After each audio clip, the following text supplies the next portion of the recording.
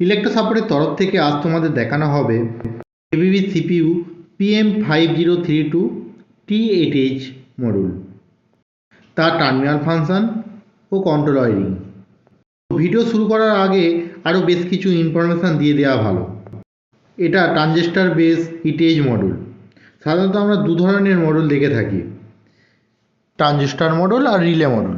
তো রিলে মডেলের ক্ষেত্রে মডেল নাম্বার হবে আর ইটিএইচ, টি এর জায়গায় আর থাকবে।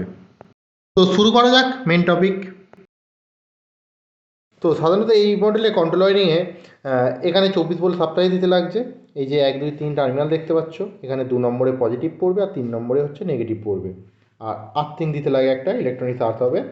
আচ্ছা, আর 1 নম্বরে যে টার্মিনালটা দেখতে পাচ্ছ এখানে কমন যে লেখা আছে, এটা আমাদের নেগেটিভ পড়বে, তার মানে 0 ভোল্ট পড়বে। আর 2 থেকে আপ টু 13 পর্যন্ত, এই যে 2 থেকে আপ টু 13 পর্যন্ত এইগুলো হচ্ছে আমাদের ডিজিটাল ইনপুট। এই যা I0 I1 I2 করে আছে দেখতে পাচ্ছ, এটা আমাদের ডিজিটাল ইনপুট। আচ্ছা, আর এই যে 14 থেকে আপ টু 21 পর্যন্ত সেটা হচ্ছে আমাদের ডিজিটাল আউটপুট। আর 22-23 নম্বর যে টার্মিনালগুলো আছে ওইগুলো আমরা কনফিগারেশন করে নিতে পারি, ডিআই বা ডিও দু ক্ষেত্রেই লেগে থাকে। আচ্ছা, আর 24-25 হচ্ছে, 24-এ হচ্ছে আমাদের পজিটিভ লাগবে আর 25-এ হচ্ছে নেগেটিভ লাগবে। সেটা 24 ভোল্টের পজিটিভ আর নেগেটিভ। অনেক কম সময়ের মধ্যে যতটা পেরেছি বোঝানোর চেষ্টা করেছি।